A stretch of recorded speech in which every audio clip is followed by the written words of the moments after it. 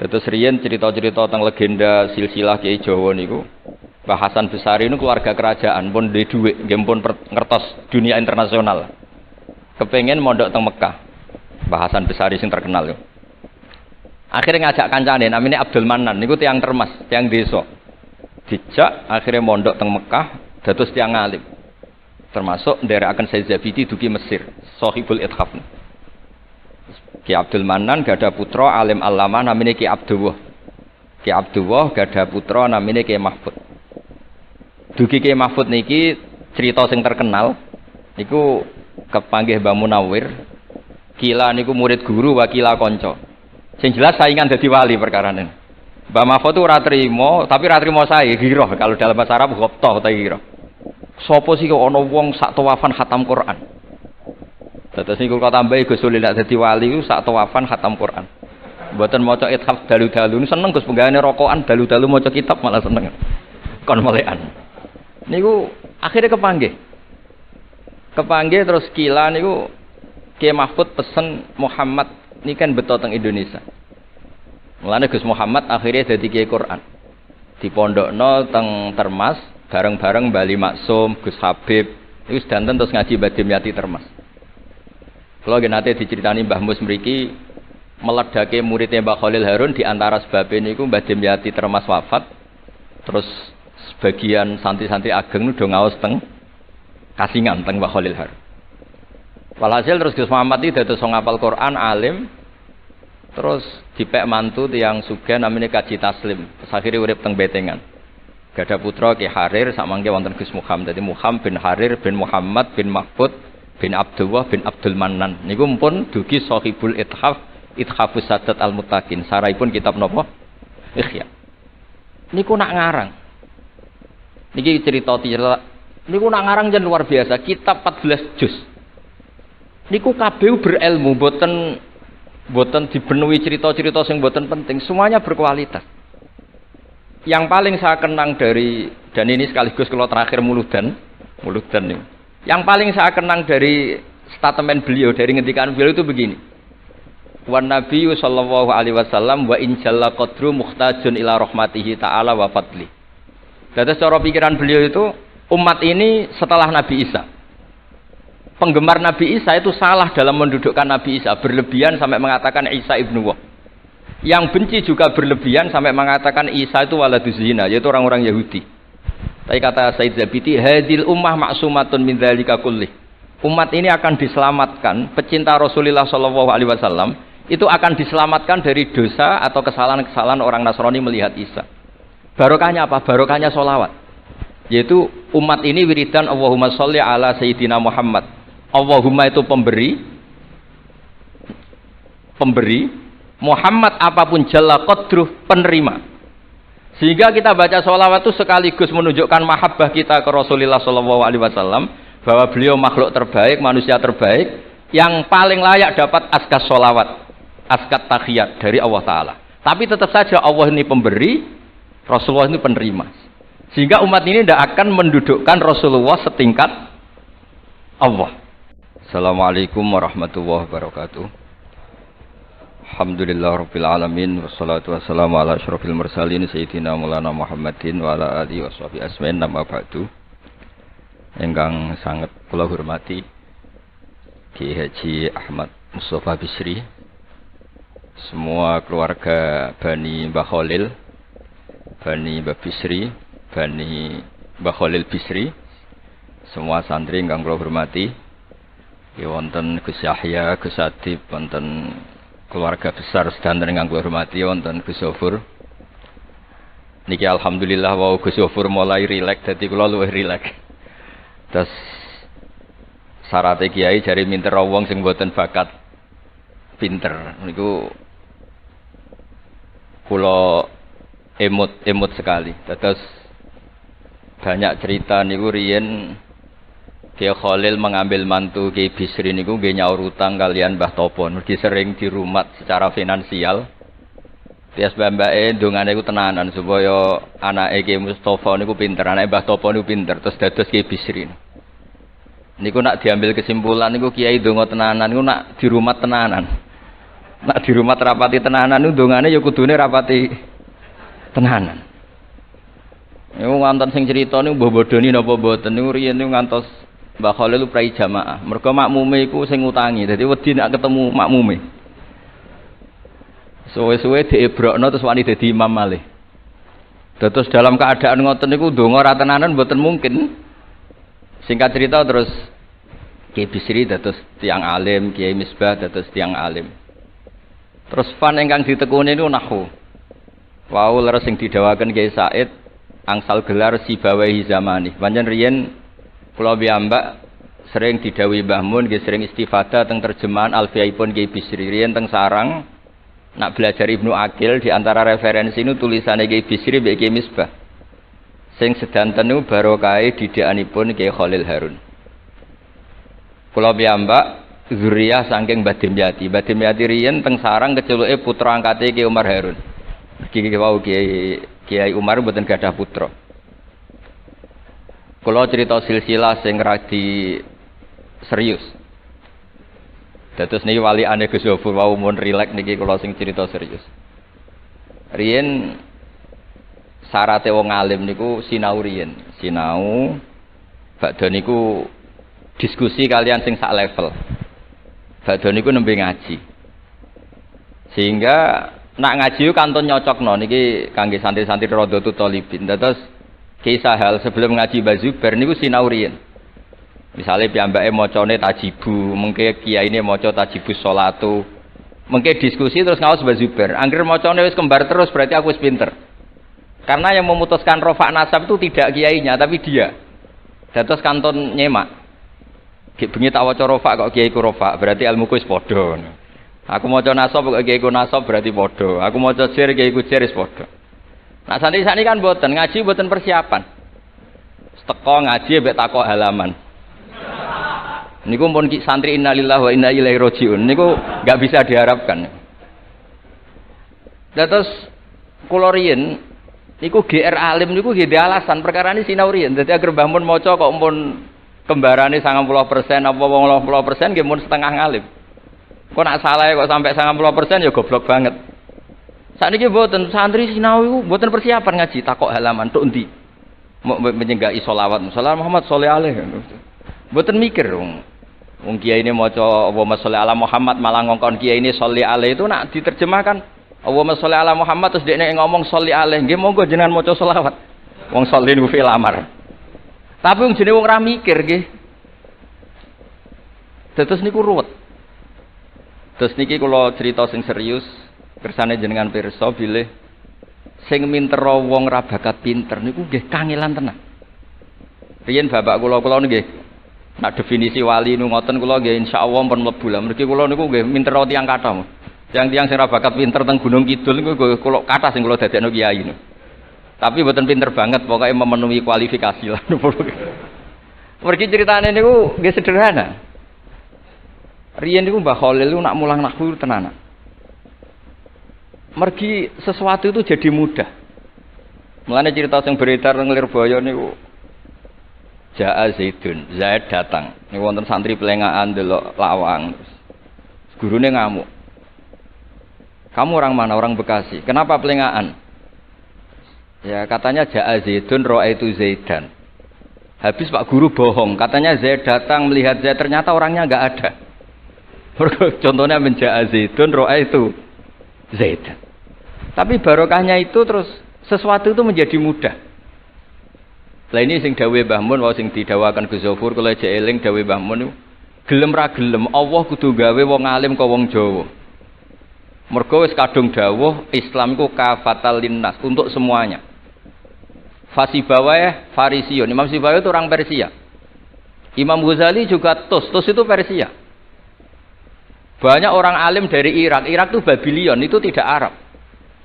Karena Islam ini kafatal linnas. Makanya gelem ra gelem guyonane Mbah Mun niku Allah kudu gawe wong-wong kaya Warijo, kaya Kirun kudu dadi wong alim. Guling-gilingan nek Islam tidak milik orang Arab saja tapi kafatal linnas. Niku nek cara Mbah Mun. Dadi empun dadi janjine pangeran. Mulane sing mondok Arab nggih monggo, sing mondok pundi mawon nggih monggo, tapi Kiai Jawa tetep ndek jatah alim. Mergo niku mpun kuota. Mpun kuota. Terus riyen Mbah Fadl sing diceritakno Gus Zulfur niku tiyang alim mboten mondok teng pundi-pundi teng Jawa. Mbah Sahal riyen alime nggih mondoke di antarane teng Sarang. Mergo pun jatah. Islam iki dawuh Mbah Mun kafatal linnas. Mulane Allah kudu gawe wong alim-alim sing wong Persia, wong Jawa, wong Cina. Imam Sibawa ini mboten tiyang Arab. Mulane piyambake ra difrustasi nek debat mbek wong Arab. Masyhur yen ada ahli nahwi sing tiyang Arab, namine Kisai. Piyambake Sibawa tiyang Persia. Niku didu kalian seorang raja di depan umum kan maca qad kuntu azunnu annal aqrab asyaddulas atan minaz zambur. Faidan huwa hiya atau faidan huwa iya. Jari Imam Sibawa rofa. Jari Imam Kiswai oleh rofa oleh nasab. Terus akhirnya dalam perdebatan itu antuma ro'isa baldatikuma, kamu ini ketua dua negara Anda karena Anda yang terbaik. Lalu famanil hakim, terus keputusan ini di tangan siapa? Kamu orang terbaik di negara kamu semua. Terus yang bilang hadil Arab. Ya orang Arab semua ini kita konsensus polling. Semua orang Arab bila Imam Kisai. Karena orang Arab biasa ngendikan iyaha atau hiya. Akhirnya Imam Sibawa itu frustasi. Mergo dipermalukan di depan umum. Kila karena dalika sababa wafatih, sababa mautih. Bahwa peristiwa itu yang menjadikan Imam Sibawa kabundut. Kok dipermalukan di depan umum. Imam Sibawa keyakinannya tetap bersikeras. Setelah idza fujaiyah itu rofa karena beliau ikut fusha saja. Fa idza hiya hayatun tas'a. Fa idza hiya bayda'ul linadirin. Semuanya itu rofa. Beliau enggak bisa nerima konsep nasab. Tapi Imam Sibawa yang ngalami dipermalukan itu jadi barokah yang sak dunya. Yaitu karena dia orang Persia, belajar nahwu harus yang fusha saja. Barokahnya itu orang-orang non-Arab itu bisa belajar nahwu. Karena enggak perlu latihan min ayna jita diwaca minin jid, fi ayna batuka diwaca fan batnuk. Cara sampean latihan Arab nakal tambah goblok. Mergo terus ribet. Orang Arab itu kalau ana wong Jawa mangan, sak piring kok wis wareg itu tak kok fi ayna batnuka itu fan batnuk. Kan tambah pusing. Nek temudi kan boten. Fi ayna batnuka. Min ayna jita. Sehingga ora perlu mikir minin jid. Terus dawuh Bamun barokah fusha iku terus nahwu itu bisa digeneralisir. Akhirnya terus pilihannya alfiyah. Kila di antara sing beto alfiyah pertama niku Kiai Khalil Bangkalan. Mergi teng silsilah wau sing dirawaken Kiai Said di antara gurunipun Mbah Khalil Harun Kiai Khalil Bangkalan. Kula piyambak menyaksikan dalam manaqibnya Syekhona Khalil, beliau ngaji sama Said Zaini Tahlan.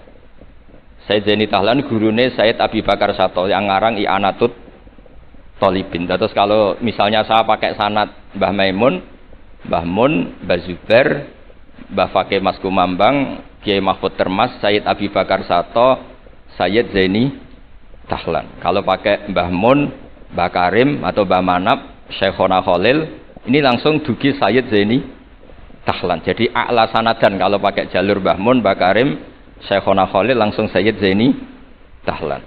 Sama kalau pakai sanad keluarga sini misalnya Mbah Khalil Harun langsung ke Syekhona Khalil langsung dugi Said Zaini Tahlan. Nah silsilah keulamaan ini penting karena dulu iki cerita mawon. Sing ora bakat ngalim di ngalimno tetep dadi kiai. Sing wis bakat alim di makrifatno. Termasuk makrifate Said Zabidi niku sing nyekseni tiyang Jawa. Ya niku Mbak Abdul Manan.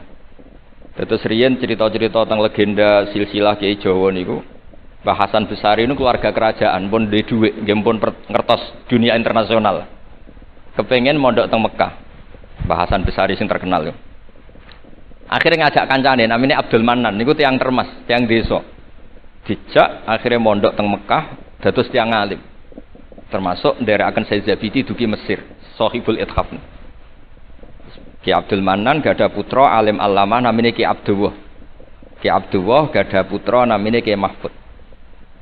Dugi Ki Mahfud niki cerita sing terkenal niku kepanggih Mbah Munawir. Kila niku murid guru wa kila kanca. Sing jelas saingan dadi wali perkarane. Mbah Mahfud itu ora trimo, tapi ora trimo sae gira kalau dalam bahasa Arab ghobtoh ta gira. Sopo sih kok ana wong sak tawafan khatam Quran. Dados niku kok tambahi Gus Sulil nek dadi wali ku sak tawafan khatam Quran. Mboten maca ithaf dalu-dalu seneng Gus penggane rokokan dalu-dalu maca kitab malah seneng. Kon melekan. Niku akhirnya kepanggih. Kepanggih terus kila niku Kiai Mahfud pesen Muhammad ini kan beto teng Indonesia. Mulane Gus Muhammad akhirnya dadi Kiai Quran. Dipondokno teng Termas bareng-bareng Bali Maksum, Gus Habib, iku sedanten terus ngaji Badim Yati Termas. Kalau nate diceritani Mbah Mus mriki meledake muridnya Mbah Khalil Harun di antara sebabnya niku Mbah Dimyati Termas wafat. Terus sebagian santri-santri ageng nu do ngaos teng Kasingan teng Mbah Khalil Harun. Walhasil terus Gus Muhammad iki dados ngapal Quran alim. Terus dipek mantu tiyang sugih namanya Kaji Taslim. Terus akhire urip teng Betengan. Gada putra Ki Harir sak mangke wonten Gus Muhammad. Dadi Muhammad bin Harir bin Muhammad bin Mahfud bin Abdullah bin Abdul Mannan. Niku pun dugi Shahibul Ithafus Sadat Al-Muttaqin. Saraipun kitab napa? Ikhya. Niku nak ngarang. Niki cerita niku nak ngarang jan luar biasa. Kitab 14 juz. Niku kabeh berilmu, boten dipenuhi cerita-cerita sing boten penting, semuanya berkualitas. Yang paling saya kenang dari, dan ini sekaligus kalau terakhir muludan nih. Yang paling saya kenang dari statement beliau, dari ngendikan beliau itu begini. Wan Nabi sallallahu alaihi wasallam wa in jalla qadru muhtajun ila rahmatihi ta'ala wa fadli. Jadi secara pikiran beliau itu umat ini setelah Nabi Isa. Penggemar Nabi Isa itu salah dalam mendudukkan Nabi Isa, berlebihan sampai mengatakan Isa ibnu Wah. Yang benci juga berlebihan sampai mengatakan Isa itu waladuz zina, yaitu orang-orang Yahudi. Tapi kata Said Zabidi, hadil ummah maksumatun min dzalika kullih. Umat ini akan diselamatkan, pecinta Rasulullah sallallahu alaihi wasallam itu akan diselamatkan dari dosa atau kesalahan-kesalahan orang Nasrani melihat Isa. Barokahnya apa? Barokahnya sholawat. Yaitu umat ini wiridan Allahumma sholli ala Sayyidina Muhammad. Allahumma itu pemberi, Muhammad apapun jalla qadruh penerima. Sehingga kita baca sholawat itu sekaligus menunjukkan mahabbah kita ke Rasulullah sallallahu alaihi wasallam, bahwa beliau makhluk terbaik, manusia terbaik yang paling layak dapat askas sholawat, askat tahiyat dari Allah Ta'ala. Tapi tetap saja Allah ini pemberi, Rasulullah ini penerima. Sehingga umat ini tidak akan mendudukkan Rasulullah setingkat Allah. Yaitu yang disebut burdah da'mat ta'atun nasara fi nabihimi wahkum bima syi'ta madhan fihi wahtakimi. Pokoknya silahkan memuja Nabi Muhammad setinggi langit asal da'mat ta'atun nasara. Tinggalkan kesalahan yang dilakukan orang Nasrani. Nah itu kata Said Zabidi, cukup kowe maca sholawat. Karena dengan baca sholawat berarti Allahumma sholli ala Muhammad, Allah pemberi, Nabi apapun agungnya penerima. Jadi sampean nyebut Allah, yaitu Jalla Jalaluh, menyebut akrobu habaibi akrobu asfiyaihi. Nah itu ini cerita. Jadi kita ini dididik orang-orang spesial. Saya dididik Mbah Mun, dididik Bapak, dididik guru-guru yang lain. Beliau dididik Mbah Zubair di antara gurunya Mbah Karim, Mbah Fakih dididik Mbah Mahfud dididik Ki Abdullah dididik Ki Abdul Mannan. Ki Abdul Mannan ini dididik yang ngarang kitab Ithafus Sadatil Muttaqin. Terus di situ diterangkan sanad beliau sampai ila Rasulillah sallallahu alaihi wasallam. Maka dengan seperti ini baca sholawat itu kualitasnya luar biasa. Ini bukan sekedar sholawat. Mari kadang-kadang kita ini kan wong jen wong Jawa kayak piye maca sholawat sakmene duwe akeh, maca sholawat sakmene naik pangkat. Ini yang terus cara kula niku ape diberantas iku lumayan gak mara Gunung Kawi. Tapi disetujoni kok kabeh kok dikompensasi materi. Jadi ribet jadi kejowo. Kalau mereka tidak punya sarana tawassul, engkau moro Gunung Kawi itu ya kedusan. Tapi maca sholawat ben dadi bupati, engkau nak ramandi nang nyalahno sholawat. Jadi kejowo ya bingung. Nak sampean ra bingung berarti rong kiai, dadi gampane. Tapi apapun itu, dawe Said Zabidi wa Rasul wa Muhammad wa in jalla qadruh muhtajun ila rahmatihi ta'ala wa fadli. Itu mutiara yang luar biasa. Ingkang kula dawuh matur malih, nak ngelem Kanjeng Nabi ku ngelem kaya ulama. Nggih wau kados Said Zabidi. Wong trimo redaksi sing kita baca keseharian, tapi beliau bisa memahami bahwa hadhihi sholawat, sighatus sholawat itu sighat sing nyelamatkan hadil ummah ila yaumil kiamat. Cinta kita pada Rasulullah terselamatkan karena kita baca sholawat. Tauhid kita terselamatkan karena Allah al-Mu'ti, Rasulullah al-Mu'ta. Apapun hebatnya Nabi, posisi yang diberi, yang menerima, pemberinya tetap Allah Subhanahu wa ta'ala. Dan ini cerita-cerita ngaji tahqiq ingkang sanate musalsal ila Rasulillah sallallahu alaihi wasallam. Terus kula suwun seneng Rasulullah nggih wonten sing baca selawat dengan jumlah besar. Wonten sing bacanya ndak besar tapi ngerti sirrun min asrari sholawat. Ngene iku piye supaya sholawat iku nunjukno mahabbah kita lan keyakinan kita anak Nabi niki afdhalul khalqi, paling disenengi Allah. Tapi sekaligus Nabi tetap Abdullah wa Rasul. Cukup dengan redaksi Allahumma sholli ala Muhammad, Allahumma sholli ala Sayyidina Muhammad. Terus niki mun dalu nek sampean kakean ilmu malah bingung. Wong kula piyambak pun nganggep final yang didhawuhna Gus Zofur mergi saya bersaksi karena hal yang sama juga Mbah Mun sering dawuh. Sing jelas iki Jawa kudu bangga tetep untuk kuota. Mergo Allah kadung ngendikan kafatal linnas. Jadi tetap Allah akan bikin orang-orang alim di lain orang Arab, mesti ana sing wong-wong non Arab. Kata Imam Ghazali itu orang Tus itu ikut Persia. Si Baweh juga Persia. Imam Abu Hanifah itu orang Irak. Irak itu termasuk Ajam. Karena ikut Babylon. Wa kumma minal biladil ajamiyah. Mesir ikut Afrika. Terus insyaallah barokah cerita niki, barokah wau penjelasanipun Gus Sofur dan kita juga sering dengar dawuh-dawuh Mbah Mus, Mbah Khalil bahwa agama ini luar biasa. Mergi Indonesia nu mboten saged bahasa Arab tapi saged ngarang kitab bahasa Arab. Yang Mbah Mun sering dawuh, Mbah Fadl mbok jak bahasa Arab ya ora iso. Ki Ihsan Jampes tau dites Mbah Zubair, jare Mbah Zubair iseng gak ngetes Mbah Ihsan, dijak bahasa Arab ya ora iso, tapi iso ngarang kitab. Mbah Fadl ketemu supir taksi Arab ya tuntas. Pinter supir taksi Arab. Mengana gara Mbah Mun ana wong mondok Arab kepen pinter, kepen iso bahasa Arab. Kowe adol es ning Arab kok pinter bahasa Arab cara Mbah Mun. Nek pen alim yo niru Mbah Fadl. Tapi saged alim alama. Mergi empun untuk kuota agama ini kafatal linnas. Nggih ngapunten sanget. Assalamualaikum warahmatullahi wabarakatuh.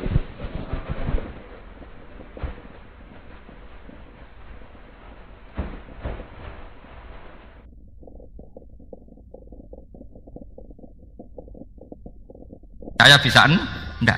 Tapi mukjizat yang disaksikan mata hati siapapun percaya dan sampai ila yaumil kiamat. Dan tentu Quran lebih unggul dalam hal ini. Dan insya Allah kita semua adalah ahli Quran. Yaitu harus punya kesimpulan falam mata bayyana lahu qala a'lamu annallaha ala kulli syai'in qadir. Sebagian ayat wa li ta'lamu annallaha ala kulli syai'in qadir wa annallaha qad ahata bi kulli syai'in ilm. Itu kenapa mukjizat Al-Qur'an dasar. Itu yang gampang-gampang ya, melihat nyamuk, unta, kerbau itu yang gampang. Anda tak naikkan kelas sedikit menjadi agak ilmiah. Misalnya begini, kamu ahli falak. Misalnya kamu ahli falak. Misalnya kayak Batu Rehan ya. Itu pasti tahu kalau matahari dan rembulan dibikin Allah itu asyamsu wal qamaru bi husban. Bahwa matahari dan rembulan dibikin ini untuk hisab. Walladzi ja'ala syamsa diya'a wal qamara nuran wa qaddarahu manazila li ta'lamu 'adadas sinina wal hisab. Sehingga ketika ternyata betul Samsiyah bisa dihitung menjadi tahun Samsiyah yang oleh bahasa milenial disebut Masihiyah. Sayyidina Umar agak tersinggung. Sebetulnya yang namanya hisab itu tidak ada hubungannya dengan Masehi dan Hijriyah, itu tidak ada. Semua berdasar matahari atau apa? Rembulan. Lah sialnya yang Samsiyah ini oleh bahasa internasional disebut apa? Masihiyah.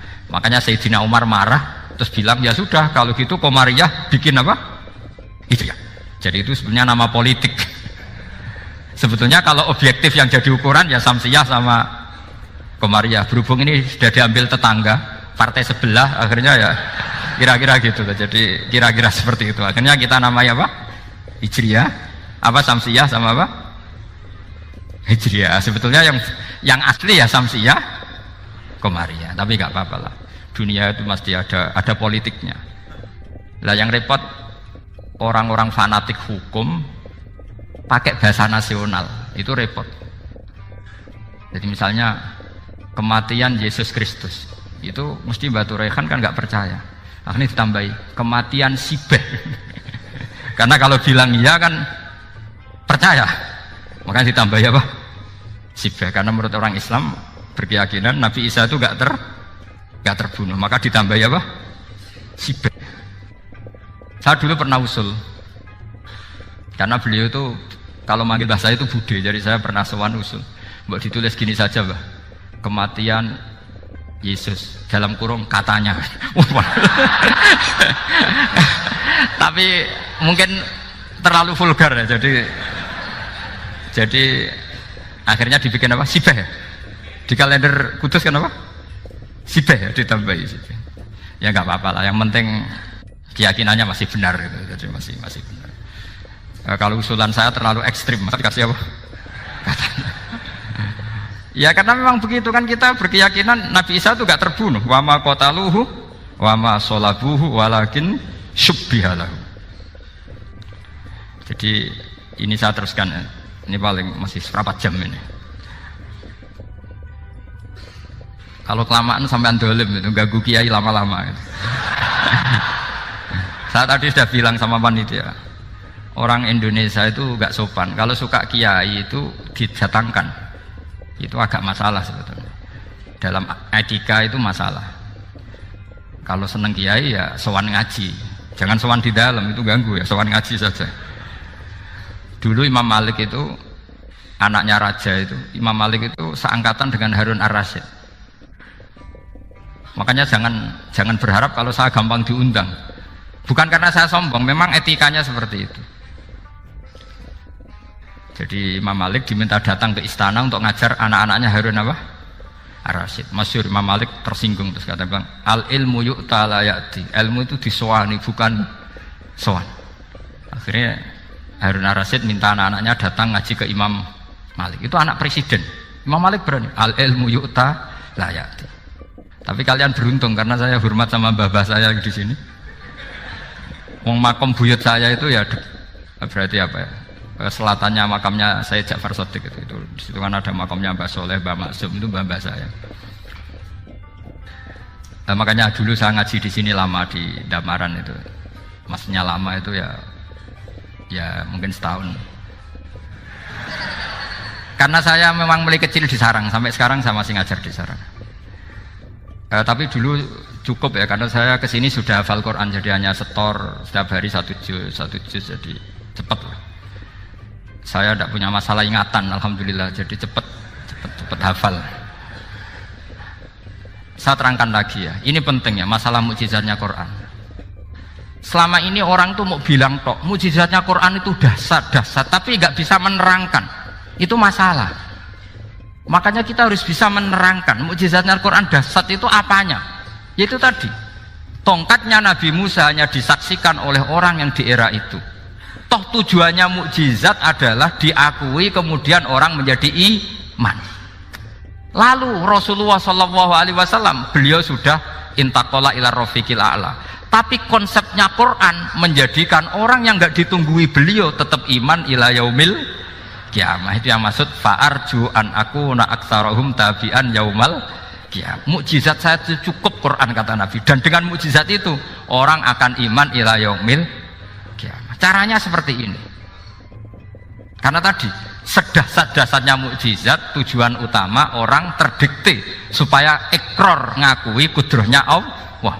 Lah ngono kok ngenteni tongkat sakti lah opo? Cukup deloknya. Paham ya? Jelas ya?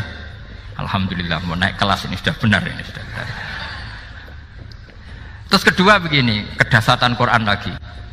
Quran itu bisa merunut, mentartibkan logika. Bahkan logika ini logika yang universal. Siapa saja merasakan logika itu.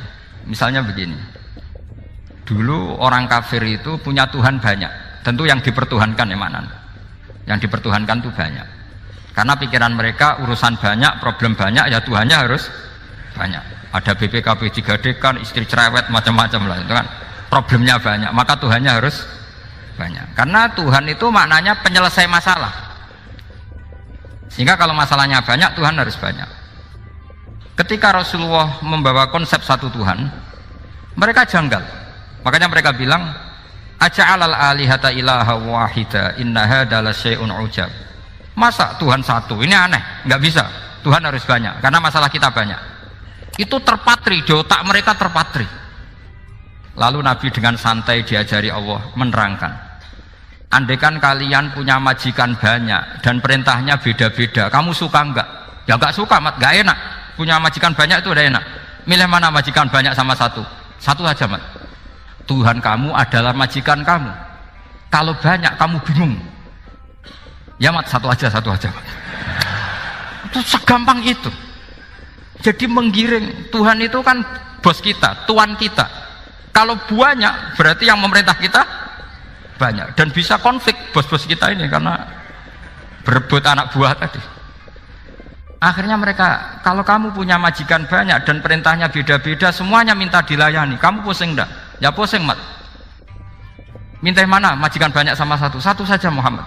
Ya Tuhan kamu adalah atasan kamu, maka harus satu. Mereka faham. Oke, mat, Tuhan satu.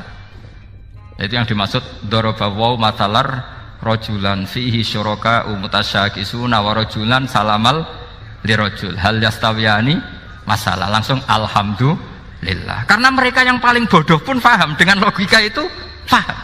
Kalau Tuhan banyak, perintahnya banyak, kita repot. Maka Allah bikin satu masalan, yaitu rojulan fihi syuraka umutasyakisuna wa rojulan salamal lirojul. Satu lelaki, satu bos, satu perintah. Kayak apa mudahnya Allah. Kemudian mereka tetap menuhankan Lata, Hubal, dan Uzza karena mereka dipertuhankan. Sebenarnya nggak pernah Tuhan, tapi dipertuhankan. Allah memberi contoh itu sederhana sekali. Wa daraballahu mathalar rajulaini ahaduhuma abkam la yaqdiru ala syai'in wa huwa kallun ala maulah aina ma yuwajjihu la ya'ti bi khair hal yastawi huwa may ya'muru bil adl. Kata Rasulullah, Lata itu menurut kamu apa? Ya Tuhan kami. Muhammad, Hubal ya Tuhan kami, Uzzal ya Tuhan kami. Lalu kalau mereka kotor ya saya mandikan, kalau hidungnya coplok ya saya tata. Terus kata Rasulullah begini, kamu mau nggak punya budak atau pembantu yang buta, tuli, bisu? Kamu mau nggak punya pembantu loh ya, pembantu itu budak zaman dulu. Kamu mau nggak punya pembantu yang buta, yang tuli, yang bisu? Wah gak doyan, mat. Gak apa pembantu ngono. Yang pembantu saja kamu tidak mau yang gitu, kok malah punya bos begitu? Orang yang tuli, yang bisu, yang kopok, jadi pembantu saja nggak layak, kok malah jadi pangeran. Paham ya? Arca dan berhala itu kan nggak bisa apa-apa. Kamu mau gaji ngasih THR pembantu yang kopok, bisu, picek? Mau? Wong jadi pembantu saja nggak sah, kok mau jadi apa? Tuhan atau jadi majikan? Jadi Allah bikin contoh gampang sekali. Wa daraballahu mathalar rajulaini ahaduma abkam la yaqdiru ala syai'in, enggak bisa apa saja. Wa wakallun amala maulah, anane ngrepoti tok. Ainama yuwajjihu la yati bi khair. Tapi intinya berpikir seperti tadi itu salah, bahwa kalau saya berjasa banyak harus mendapat apa? Ini cara berpikir orang-orang Khawarij. Begitu juga era Sayyidina Umar, era Sayyidina Utsman, Ali. Itu juga ngalami orang-orang yang ekstrim. Misalnya begini, saya contohkan korban-korban ekstrim yang real. Sayyidina Ali itu masyhur, dia punya musuh besar namanya Muawiyah. Karena permusuhan ini tidak bisa dihindari. Jadi kalau dalam fikih Islam ini, anak-anak saya ajari fikih, kalau orang mukmin membunuh orang mukmin itu hukumnya dosa besar apa kecil? Besar. Itu di bab kisos. Tapi orang fikih itu unik. Di fikih itu ada kitab sial namanya. Di takrib ada kitab sial. Dan di situ ada penjelasan mangkutila dunamali fahuwa syahid. Orang yang dibunuh karena membela hartanya atau keluarganya, itu dia mati syahid. Kalau dia posisi membunuh, maka malingnya atau penjahatnya muhaddarun damu, nggak punya hak nuntut kisos karena dia anggap nggak ada artinya darah. Nah sekarang begini, suatu saat ada garong ke rumah Anda, ingin membunuh Anda karena ingin mengambil harta Anda. Anda ingin ingat status mukminnya atau status garongnya. Terus kamu mau dibunuh diam aja. Saya tidak mau membunuh orang apa? Mukmin atau membunuh orang muslim. Nah, kesulitan yang dialami Sayyidina Ali seperti itu. Orang-orang Khawarij cara berpikir enggak, Ali ku geblek. Wong mukmin kok pengen mateni mukmin. Muawiyah yo geblek pisan. Wong mukmin kok pengen mateni orang mukmin. Padahal suasana sudah kacau. Ketika seorang penjahat mau membunuh yang punya rumah dan yang punya rumah ingin membunuh penjahat, itu namanya mukmin bentrok sama orang mukmin. Apa orang benar sahibul hak ingin mempertahankan haknya? Tidak sampai saya tanya. Itu sahibul hak, yaitu yang punya rumah ingin mempertahankan haknya. Meskipun dalam duel ini kadang terjadi pembunuhan. Nah di sini ini ya, ulama ahli sunnah menyebut masalah ijtihadiyah. Kelompoknya Sayyidina Ali mempertahankan nyawanya meskipun dengan cara membunuh pasukan Muawiyah. Pasukan Muawiyah juga mempertahankan nyawanya meskipun harus membunuh pasukan Ali. Zaman itu susahnya ijtihad seperti itu. Tapi orang Khawarij cara berpikir enggak, ini biang keladi masalah itu Ali sama Muawiyah. Akhirnya mereka malah rapat, ya sudah dua-duanya bunuh saja. Ya masyhur itu, akhirnya Sayyidina Ali dibunuh oleh orang Khawarij. Makanya ini penting ya, pentingnya ngaji seperti ini. Jadi kamu harus dilatih berpikir nubuwah. Ya, dilatih berpikir apa? Nubuwah. Disebut al-ulama warasatul. Meskipun dengan cara yang ekstrim, tapi pikirannya saja, jangan perilakunya. Saya punya contoh sekian kasus, sekian tragedi. Misalnya begini. Saya itu dulu punya teman, dia soleh, bisa baca Fathul Mu'in. Dia itu janggal, bilang sama saya, Gus, tidak biasanya Rasulullah itu agak-agak nyindir orang fakir. Ini kok ada hadis kadal fakru ayakuna kufur, bahwa kefakiran itu mendekati apa? Kekufuran. Dia itu aneh sekali. Biasanya tidak biasanya Rasulullah kritik seperti itu.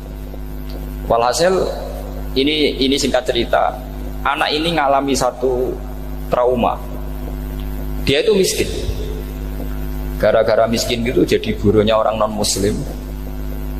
Dan sering disuruh nganter majikannya itu ke tempat-tempat lokalisasi. Dia mulai mikir, ini gara-gara fakir saya harus nganter orang ke lokalisasi. Mulai ingat dia, Sodaqah Rasulullah, ini gara-gara fakir saya jadi pengantar orang ke lokalisasi. Suatu saat majikannya itu benar-benar bangkrut, malah tidak disuruh nganter. Pokoknya carikan yang cantik bawa sini. Pusing, waduh. Nah, dia akhirnya walhasil lari terus keluar. Terus dia cerita betapa ekstrimnya fakir, sehingga gara-gara fakir saya harus jadi penolong orang yang mau apa masih. Anda boleh berpikir ekstrim, tapi ekstrim dalam melawan kemungkaran, yaitu tadi saya nggak boleh jadi fakir, tapi takutnya fakir yang nanti jadi alat kemasan. Imam Ghazali juga punya contoh seperti itu. Imam Ghazali pernah marah besar ketika tren di Baghdad itu orang belajar fikih semua.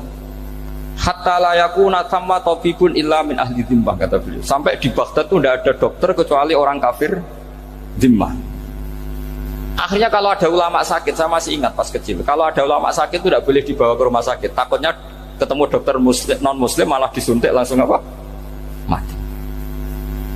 Akhirnya ulama saat itu berfatwa, orang Islam harus ada yang jadi dokter.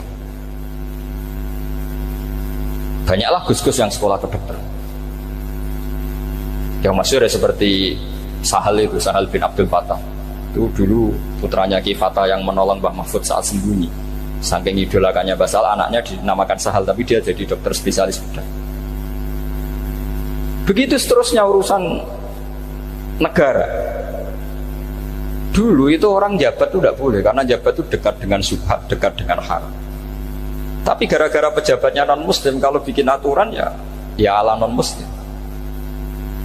Ulama akhirnya sadar, andikan kita yang jabat pasti tidak seperti itu. Bisa bikin perda ini, bisa bikin pelaturan begini yang menguntungkan Islam.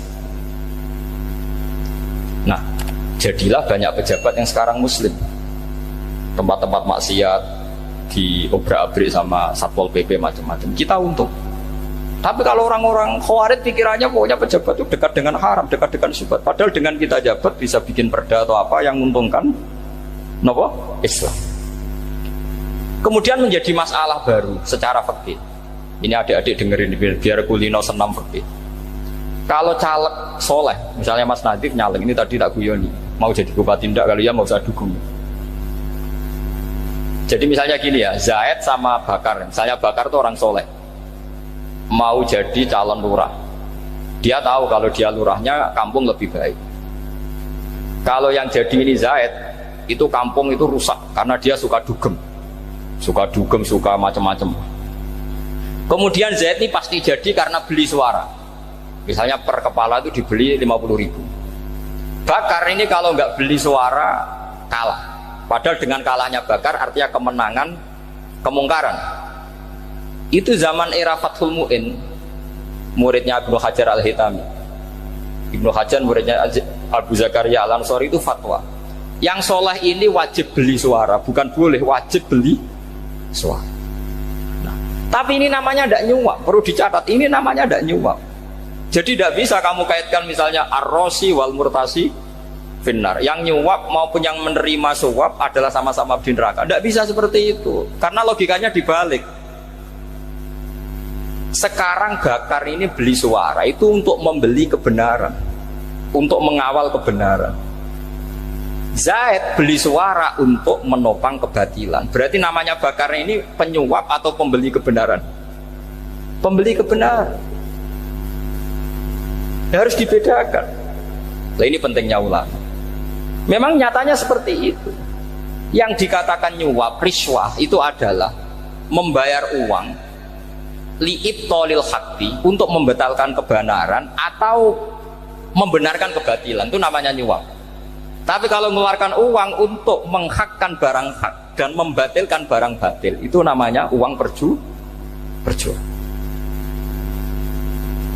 Nah, ini pentingnya mikir. Jadi ulama itu mulai dulu sudah berhati. Nah, sekarang sudah banyak orang-orang khusyuk yang biasa di masjid khusyuk. Kalau ditanya zaman akhir rusak kabeh, wong soleh-soleh wis nyuap. Kalau orang soleh ini tidak nyuap ya tidak jadi. Kalau nggak jadi mereka nggak ada yang jadi DPR, nggak ada partai Islam, habis malah Indonesia. Saya itu punya kenalan banyak pakar-pakar di Jakarta, itu cerita saya, Pak Bahar. Indonesia itu solusinya gampang. Kita ini punya Bali, punya Batam. Itu kalau Bali dimakaukan, Batam dikayakan Hollywood. Amerika kaya itu bukan karena hebat, pornografi dijual, tinju di Nevada itu dijual, di Las Vegas dijual, apa saja dijual. Kalau tidak kaya itu gimana? Sementara Indonesia mau aur-auran gitu, sukan partai Islam. Sebenarnya Indonesia gampang, kalau ingin kaya Bali itu dikayakan Hollywood atau dikalahkan Makau jadi kota judi, Batam dijadikan kaya Las Vegas. Itu transaksinya pasti triliunan. Orang gamane wong muda dijual, judi dijual, orang tinju dijual. Tapi gara-gara ada partai Islam, nyari rumus solusi ekonomi itu yang tidak seperti itu. Akhirnya kangelan, akhirnya rapati suka. Tapi barokah, tetap barokah partai apa? Yang menangnya caleg-calegnya rata-rata ya beli. Kalau tidak beli habis. Saya bukan menghalalkan nyuap, enggak. Kalau nyuap tetap haram ila yaumil qiyamah. Tapi kalau suratul masalah seperti ini kamu mengatakan suap, itu beda. Ini suratul masalah yang tidak ada kaitannya dengan suap. Asal lawannya batil ya. Kecuali lawannya sama-sama hak. Dua calon di kampung itu soleh sama soleh. Ini yang soleh bayar nggak boleh, karena siapapun yang jadi soleh itu nggak boleh. Makanya kalau cari musuh yang dolim biar halal ya. Iya, saya pernah ditanya seorang dosen, Gus, saya ini kalau baca sejarah perang Badar atau perang Uhud, yang saya tidak nerima itu satu. Kenapa setiap ghanimah harta orang kafir dan istrinya orang kafir kok disita orang Islam, dan yang perempuan jadi amat kemudian juga digauli orang Islam? yang hartanya orang kafir juga jadi asetnya orang Islam. Kok kayak garong? Dia tanya seperti itu sama saya. Terus saya jawab, kalau sampean ada garong dan kemudian bawa senpi, senjata api, kemudian garong Anda, penjahat Anda lumpuhkan, ya senpi itu harus Anda kembalikan. Monggo penjahat ini kagungan jenengan beto wangsul, karena ada milik Anda, harus dikembalikan. Wah, tidak bisa Bapak, kalau saya kembalikan pasti dipakai jahat lagi, dipakai kriminal lagi. Ya sama, kalau asetnya orang kafir dikembalikan ke orang kafir akan menjadi aset kekafiran lagi untuk menghancurkan kita. Nah, perempuan juga sama. Perempuan itu alat produksi. Jika perempuan tadi dikembalikan ke orang kafir, maka kamu menolong populasi orang kafir. Ya seperti itu. Paham ya? Makanya disita dalam perang loh ya, tapi dalam perang yang legal. Nah itulah kenapa amat halal. Makanya di Quran itu illa ala azwajihim aw ma malakat ayman.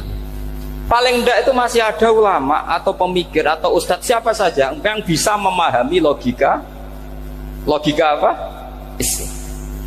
Nanti kalau ulama ini sudah meninggal, orang akan mencibir Islam dengan cara mengatakan Islam itu jahat, yaitu menyita hartanya orang kafir dan istrinya orang kafir setiap kali terjadi perang. Karena pemikiran ini pasti sama-sama kutubnya sama-sama ekstrim. Jadi ini penting saya katakan. Makanya masyhur itu perdebatan Sayyidina Ali dan Muawiyah. Ini saya kutip sedikit. Ini ya sama-sama berpikir ekstrim, tapi ekstrim yang baik.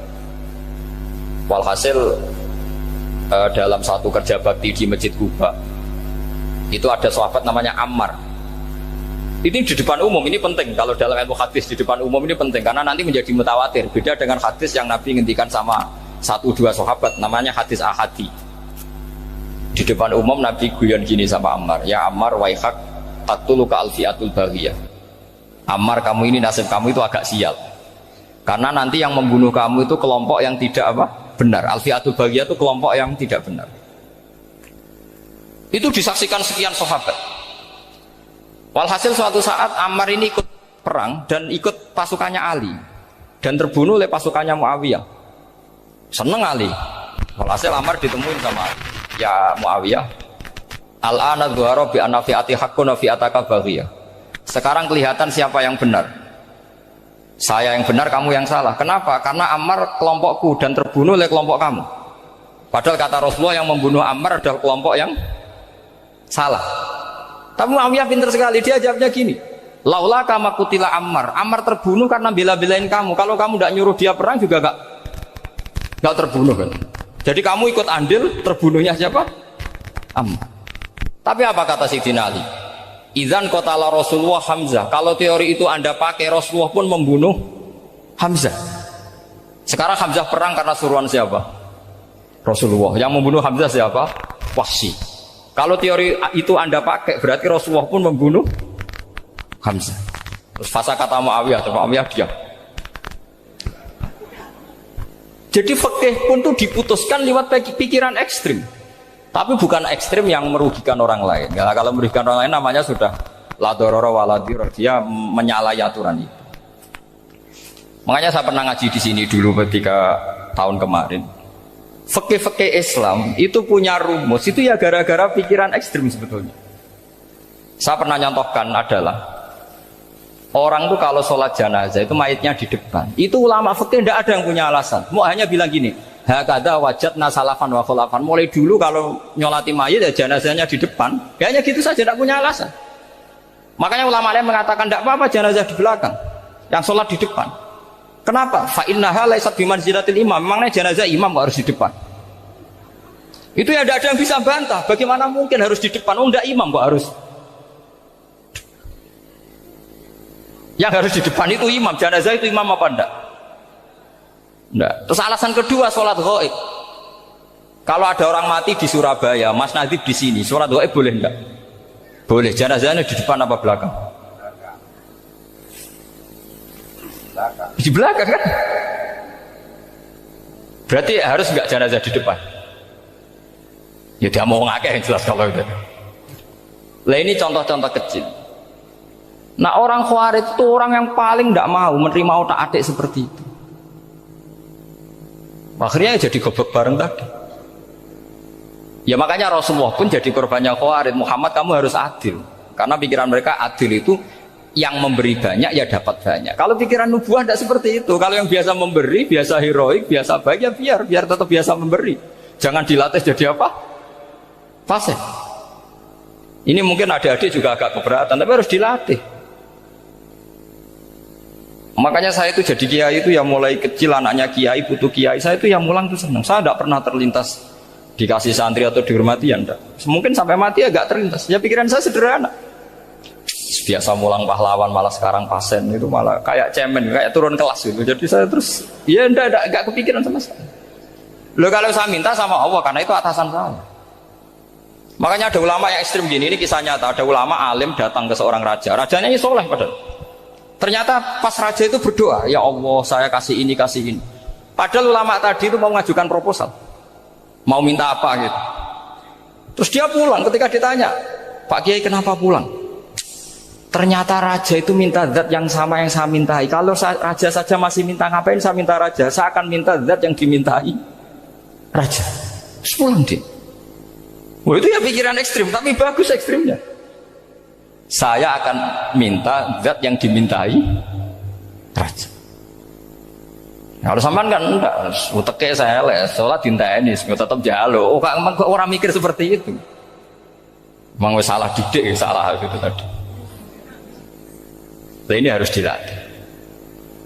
Masyhur itu ketika Nabi pas Fathu Makkah itu, orang-orang Ansor komentari Nabi gini, ketika Nabi sangat happy di Mekah, sangat enjoy di Mekah, kata orang-orang Ansor, amar rojul fa'adroka durok fatun fi ahli wa ulfatun fi asyiroti. Namanya orang pasti happy kalau di kampung halaman. Jangan-jangan Rasulullah itu nanti hidup di Mekah lagi, karena Mekah sudah dikuasai orang Islam. Beliau pasti kangen sama keluarga, sama Mekah. Tapi ya sama, ketika Rasulullah mulai mengasih-ngasih itu, orang-orang Quraisy dikasih banyak, orang Ansor juga pikirannya seperti itu. Baru orang Ansor dilatih pikiran nubuwah, yaitu tadi mereka itu dapat kambing, dapat sapi terus pulang. Kamu mendapat saya, milih mana? Milih Rasulullah Shallallahu Alaihi Wasallam. Sekarang kamu saya balik. Kamu punya kiai, kamu bisa memberi hadiah, memberi beliau. Suatu saat kiai Anda ini kaya raya, terus sering ngasih orang-orang yang nggak pernah berjasa. Kamu nggak pernah dikasih. Itu kalau pakai pikiran Khawarij, kiai ini salah karena ngasih orang yang tidak berjasa. Tapi kalau kamu pakai pikiran nubuah, enggak. Alhamdulillah saya tetap istiqomah memberi kiai itu. Dan alhamdulillah enggak dibales. Semoga balasannya di akhirat. Ya sudah seperti itu. Kalau pakai pikiran gengsi tadi seperti itu. Masa biasa memberi sekarang posisi diberi, saya rak turun kelas. Jadi sebetulnya pikiran ekstrim itu boleh, tapi untuk yang seperti ini bukan ekstrim yang tadi. Makanya ini disebut al-hujjat. Al-hujjat itu satu logika yang bisa mematahkan asumsi awal. Ini saya harap santri-santri matolek putra maupun putri berpikir seperti ini. Sehingga sama. Jadi misalnya sekarang dibalik, kalau ada orang NTT yang masih non muslim, itu orang kafir yang harus dibunuh atau orang kafir yang harus didakwai. Mesti pikirannya itu, kalau Nabi itu ya semua yang didakwai Nabi dulu orang kafir. Nah, ketika Nabi di Mekah itu pertama ketemu orang kafir itu dibunuh atau didakwai? Didakwai. Ya berarti pilihan sekarang ya didakwai bukan dibunuh. Nah soal perang itu beda dengan membunuh. Ada janjinya, ada macam-macamnya, terus nggak ada solusi, itu baru ada perang. Jadi kalau sudah dibalik-balik gitu, makanya kata ulama-ulama, Khawarij itu pasti salah. Pasti salahnya adalah kalau orang tidak benar ya dibenarkan, bukan dibunuh. Kalau setiap orang kafir dibunuh, Nabi kapan jadi nabinya? Karena orang kafir habis. Jadi metode bil hikmati ada, wal mau'izatul hasanah ada, karena orang kafirnya sudah mati. Terus pertanyaan kedua, kalau Nabi harus ekstrim ngapain? Yang ngawal Jibril, halnya Israel lebih efektif.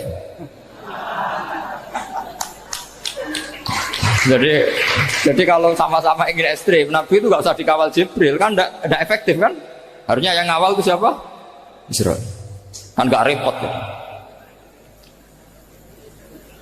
Nah, jadi saya mohon ini saya cerita. Jadi korban pikiran ekstrim itu bukan siapa-siapa. Pertama itu Rasulullah. Akhirnya Rasulullah menjelaskan, ya beginilah cara berpikir nubuwah. Jadi saya kira demikian. Nanti mungkin kalau ada tanya-tanya, ada pertanyaan. Yang jelas kalau seputar ekstremitas itu bisa latihan. Ya, sebenarnya bisa latihan di fikih. Karena fikih ini cerminan dari pikiran ulama. Ya, cerminan dari pikiran apa? Ulama yang tidak tekstual. Ya, seperti gini ya.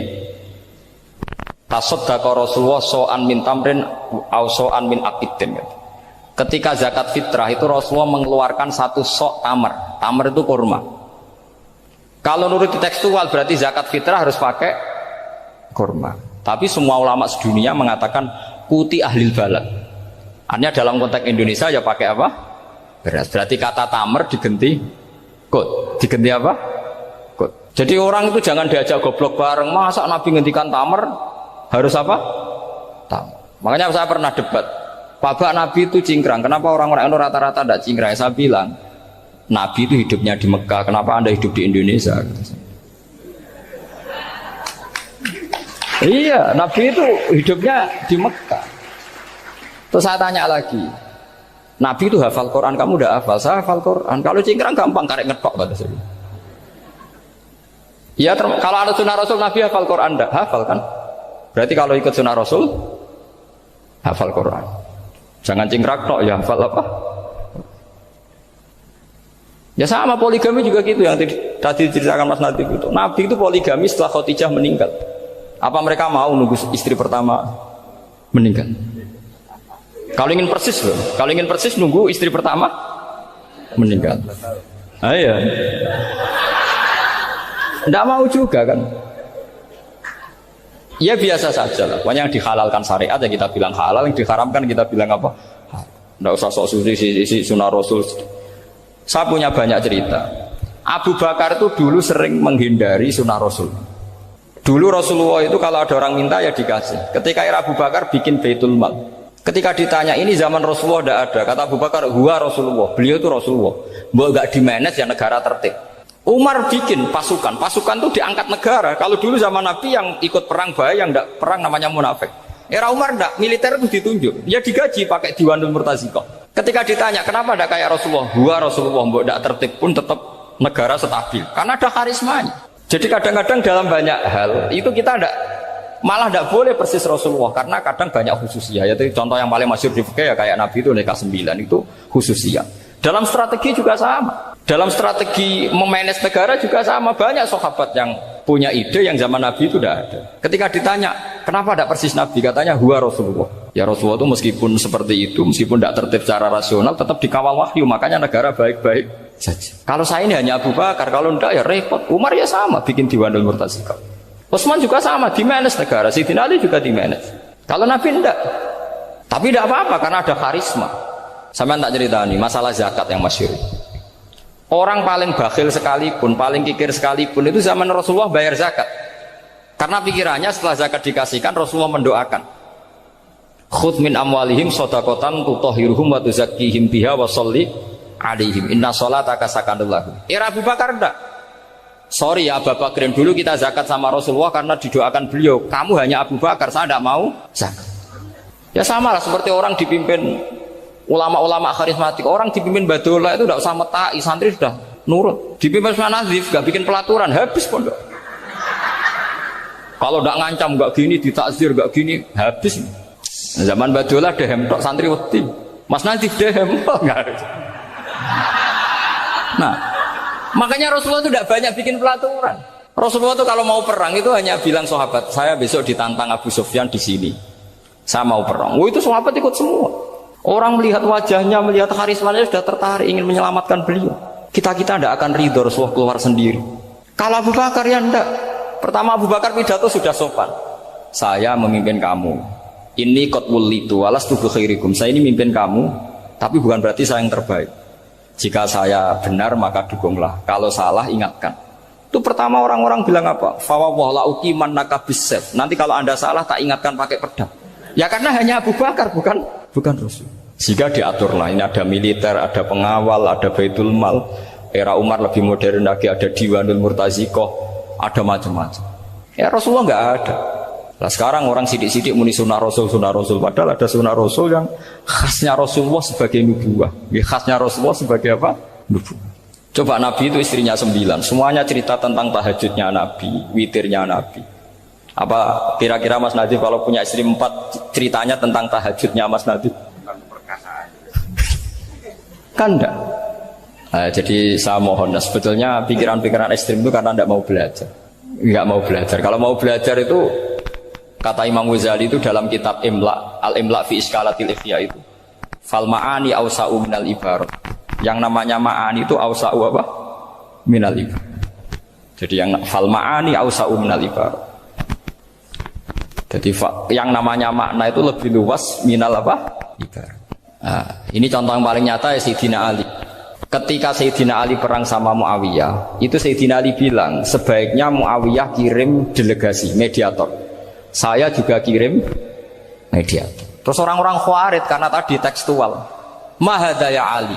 Ini apa ya Ali? Lam yujad fi kitabillah. Aturan mediator itu tidak ada di Quran. Bahwa kalau kita perang harus ada mediator itu tidak ada. Terus Sayyidina Ali baca ayat wa in khiftum shiqaqa bainihima fab'atsu hakaman min ahli wa hakaman min ahliya. Jika lelaki dan perempuan, suami istri terjadi shiqaq, terjadi konflik, maka suami kirim satu mediator, yang pihak perempuan juga kirim mediator. Terus Sayyidina Ali ngendikan wa amru Muhammad a'dhamu min amri rajulin wa imra'atin. Urusan umat Muhammad lebih serius ketimbang urusan hanya sekedar suami dan istri. Maka kita butuh hakam, butuh mediator. Baru 4.000 orang Khawarij tobat mengikuti pikirannya Sayyidina Ali yang tidak tekstual. Sama seperti zaman Rasulullah. Ketika Rasulullah mau perang Badar, saya ini mau perang Badar kata Rasulullah, musuh saya itu 1.000 lebih, kalian hanya 313, apa kita teruskan? Itu sahabat langsung bilang gini, saya itu hafal teksnya. Idzan la naqulu laka kama qalat banu Israil fathab anta wa rabbuka faqatila inna hahuna qa'idun walakin idhab anta faqatila inna ma'akum muqatilun. Ini kelihatan sekali bahwa para sahabat sudah ada tekstual. Orang-orang Bani Israel ketika melihat Musa katanya sakti dan orang dekat Allah, itu cara berpikir orang Bani Israel gini. Walhasil ada perintah supaya Musa itu merangi kaum Jabarin. Orang Jabarin ini gagah-gagah, pikirannya orang Bani Israel, Musa kami itu sakti dekat Allah, ya sudahlah sama Allah saja sana, tak tunggu di rumah kabarnya. Itu kan sama dengan santri semedit, roh kiai ini suga, kiai aku suga, terus tak pikir kan seperti itu. Ya sama seperti itu. Nabi ku kekasih Allah, mesti perang menang. Serasa tak ewangi mesti menang. Fadzab anta wa rabbuka faqatila inna hahuna. Kok itu ini sudah kamu berangkat saja sama Tuhan, tak tunggu di rumah. Tapi apa kata para sahabat Ansor ketika Nabi minta supaya mereka dukung di perang Badar? Langsung bilang, idzan la naqulu laka kama qalat banu Israil. Kita tidak akan bermental kayak Bani Israil. Ini tekstual apa enggak? Mereka punya mafhum, punya pikiran. Cara Mas Nadif punya kreatif bahwa ini mental yang bejat, kita tidak akan meniru seperti itu. Itu sahabat. Jadi dulu sahabat itu makna di Quran juga ada tekstual. Jadi bisa memahami. Nah sekarang orang memaksa semuanya harus tekstual. Ya meskipun tadi jangan terlalu liar terus menjadi liberal. Tapi saya tidak tahu kalau contohnya Mas Nadif tadi pakai kondom, sistem kondom tidak tahu. Itu pikirannya Jil apa Mas Nadif tidak tahu saya. Itu tidak tahu. Kok sampai sembeling itu saya tidak tahu. Kok lagi juga kalau tidak bisa nyontohkan yang di luar itu, saya itu ya tidak tahu. Mulai dulu ilmunya seperti itu terus gitu. Ya tidak tahu lagi.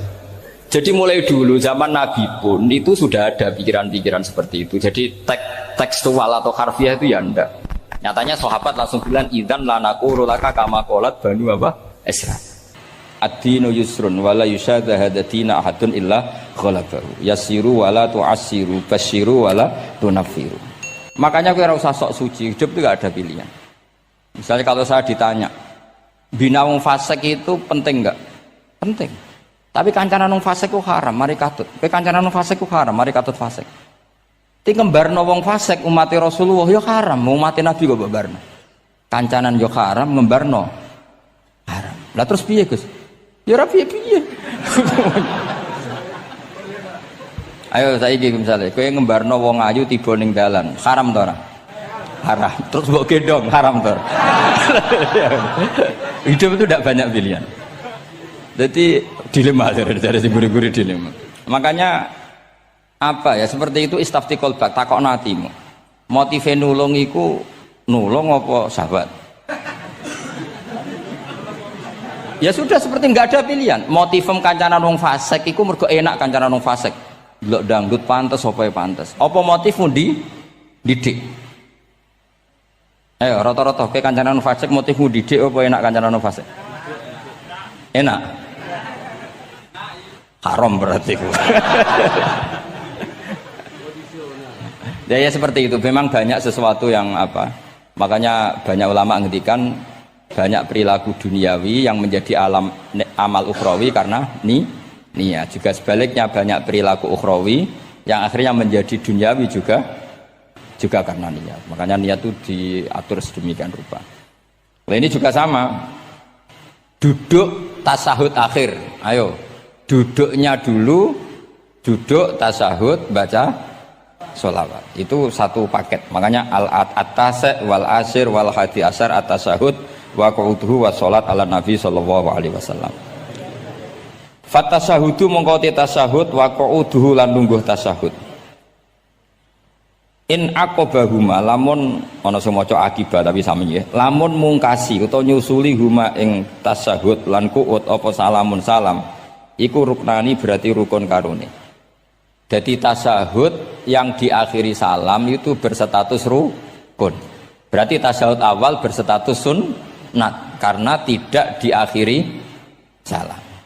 Jadi nak wonten tiyang traweh kok 4 rakaat langsung salam itu enggak bisa dikatakan batal karena statusnya tasahud awal nopo sunnat. Yeah. Tapi kalau traweh itu sudah monggo kalau traweh itu sudah menjadi alamiah, jadi biasanya ulama berdebatnya begini, ini dengerinnya. Kata taraweh itu alamiah apa implementasi dari Qiyamul Lail? Ayo jawab. Traweh itu alamiah apa implementasi dari Qiyamul Ramadan? Kalau kamu katakan Qiyamul Ramadan, maka ada orang traweh langsung 4 rakaat tanpa tasahud awal, harus kamu katakan sah karena tasahud awal berstatus sunnat. Tadi kan dikatakan tasahud yang wajib itu yang diakhiri salam, berarti tasahud awal sunnat. Di mana-mana kalau sunnat boleh ditinggalkan. Yeah. Tapi ada ulama yang agak ekstrim mengatakan begini cara berpikir, tarawih itu alamiah. Alamiah artinya yang dikatakan tarawih, yang dikatakan tarawih adalah sholat 2 rakaat dengan 1 salam. Paham ya? Artinya kalau 4 rakaat dengan 1 salam itu namanya tidak tarawih. Paham ya? Makanya seperti itu tuh ya gak usah diperdebatkan. Seperti gini, sampean kalau sholat witir aku yakin akeh sing batal, cuma pangeran maklumi. Aku yakin akeh sing batal tapi pangeran maklumi. Jadi disahno, kenapa sah? Dimaklumi Allah Subhanahu wa taala tadi. Kamu kalau witir kan 2 rakaat dulu. 2 rakaat setelah itu. Sekarang pertanyaan saya, ketika 2 rakaat kowe niat tembi. Wong niate witir kok genep. Ya kan? Apa? Lah pertanyaannya begini, ketika rakaat ini minal witri, kemudian orang ini ternyata enggak nerusno sing sak rakaat. Itu sah sebagai witir apa sholat biasa? Loh ada nih ya. Murid temu beling-beling ya. Modelnya itu mau rasa ya. Tapi ya apa kagak zaman akhir ya sahabat. Ndak, ketika 2 rakaat itu jenenge sholat witir apa ndak gitu saja pertanyaan. Orang oleh ngeper, jawabnya ngono tok. Ketika 2 rakaat itu witir apa enggak? Tidak.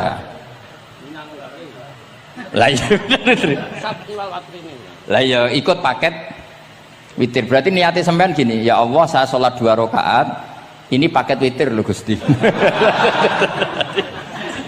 Makanya shollu sunnatan rakaat ini minal witri. Jadi seperti itu kan bingung kita. Nah sekarang begini, ndak ini latihan fikih karena saya pengajar fikih. Kalau ada orang sholat, ya saya ulang lagi ya. Ada orang misalnya begini, ada orang sholat, terus sarungnya itu pas sampai dengkul, sampai lutut. Kalau dia rukuk pasti jengking pupune ketok. Iku batale ngenteni wis rukuk apa mulai pertama batal? Enggak jawab saja. Apa?